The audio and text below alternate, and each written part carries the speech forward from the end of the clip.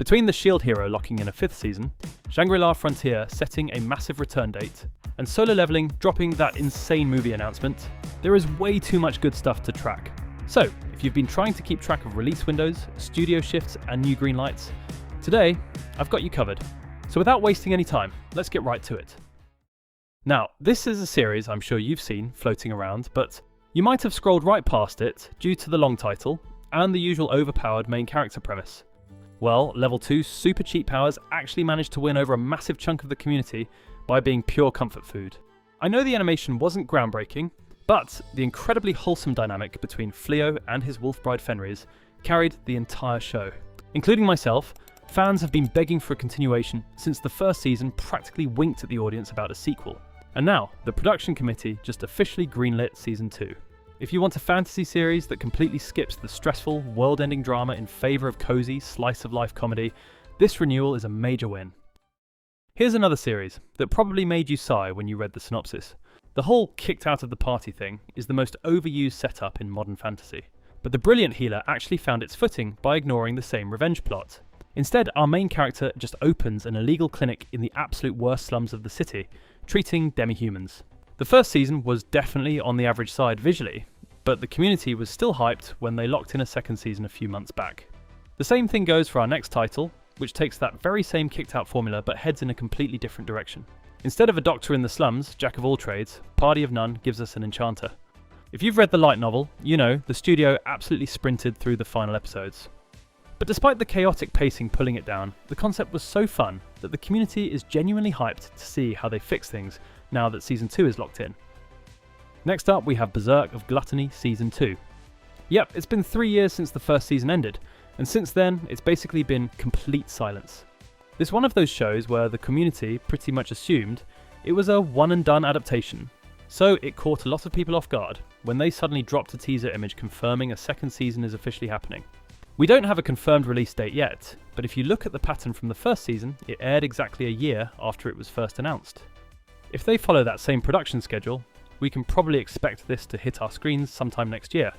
Either way, for fans who thought this dark fantasy story was completely dead in the water, this is exactly what they've been waiting for. Moving on to How Not to Summon a Demon Lord Season 3. If I'm being honest, this show is the absolute definition of a trashy, guilty pleasure. It's got a completely ridiculous harem setup, and leans so heavily into the ecchi fan service, that most people are embarrassed to admit they even know what it is. But somehow, Diablo keeps defying the odds. While a ton of amazing, high-quality fantasy shows struggle to ever get a second season, this completely shameless series casually walks away with a trilogy announcement. They haven't given us a concrete release window yet, but whether you love it or hate it, you have to respect how this show just refuses to go away. Next is Wistoria, Wand and Sword Season 3. Now, when the first season dropped, a lot of people completely wrote it off. It looks like the most generic setup of Black Clover meets Mashle you could possibly imagine. But once the actual episodes started airing, the animation absolutely carried, and the community got completely hooked on the hype. They didn't even give the dust a chance to settle after Season 2. As for what's coming next, we're definitely diving straight into the massive fallout from the invasion.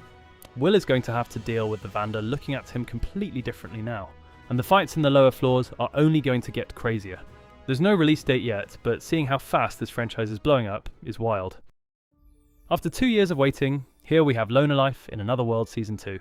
And honestly, I literally had to pause editing this video, because this announcement just dropped. If you haven't checked this one out yet, the premise is pure comedy. Our main character, Haruka, gets isekai'd but misses the skill selection phase, so he's left with a bunch of garbage, leftover skills. The title is a complete lie too. He desperately wants to be a quiet loner, but he's a giant magnet for trouble, and the entire female cast refuses to leave him alone. It's a fast-paced, chaotic comedy that never takes itself too seriously. Unfortunately, we don't have an official release window yet, but if you need a self-aware, goofy show to pass the time, this is definitely one to add to your watch list. After that massive showdown of Season 4, Classroom of the Elite is officially locked in for a 5th season. Now, if you follow this fandom at all, you already know how chaotic the discussions get. On one hand, we're all incredibly grateful that we keep getting more seasons after waiting 5 whole years just to get to Season 2. But light novel readers are always on high alert, because Studio Lurch historically loves to speed run through the source material. While we finally got a 16 episode run for Season 4, The fandom is desperately hoping they don't revert to those old habits. Even with the pacing issues, you can't deny that the hype for the second year arc is at an all-time high.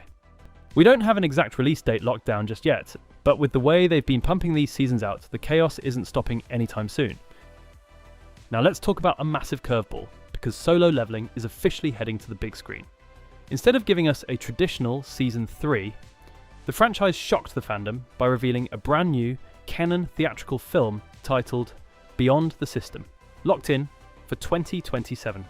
While the first 2 seasons were all about Jinwoo leveling up and discovering his powers, this movie is taking us straight into the legendary Double Dungeon arc. So now it's finally time to return to where it all began, uncover the system's darkest secrets and face its past. A lot of fans are already stressed about waiting until 2027, but seeing a defining arc like this on a massive cinema screen is going to be absolutely insane. Here we have the Iceblade Sorcerer Shall Rule the World Season 2, which is officially locked in for this October. So, if you watched Season 1, you already know the biggest problem. The animation was rough. It was flat, stiff, and honestly felt like it ran out of budget halfway through. But the fandom is actually winning this time, because Season 2 is completely switching animation studios over to Zero G. Sounds familiar, right? It's because they're the team behind massive hits like Grand Blue and Farming Life in Another World. Ray White is easily one of the most entertaining, overpowered main characters out there. So if this new studio can bring that same clean visual style to his ice magic, this sequel is going to absolute cook. Another one you absolutely cannot sleep on is a Return as Magic Should Be Special Season 2, which is dropping in this October as well. A lot of you guys write this off as just another generic time travel show, but this is actually better than you might think. He doesn't just instantly win every fight with a cheat skill, it doesn't rely on some random power-ups. He has to rely entirely on his brain, tactical analysis, and literal future knowledge to save his friends. Keep in mind he's actively changing the original timeline, so his future knowledge isn't going to carry him forever. And if they step up the budget for these upcoming battles, this is going to be an absolute must-watch for the fall season. Also, we're actually getting The Rising of the Shield Hero Season 5 in 2027. We all know this show has had a pretty rough ride with its pacing since Season 2, but the recent arcs have definitely been trying to turn things around. They just dropped a new teaser showing Naofumi dealing with the fallout of the last massive battles. So, if you've stuck with the series this long, you're definitely going to want to see where this goes. And finally, we have Shangri-La Frontier Season 3, which confirmed a January 2027 release window. If you want a gaming anime that actually understands how real gamers think and play, Sunraku is still the absolute gold standard. Season 2 was an absolute masterclass in boss fights and fluid animation. Between the upcoming 3D game and this new season, the hype for the next massive boss raid is through the roof. And if I miss some other series, I'll make sure to keep you guys updated over on the community tab. So drop a like and subscribe.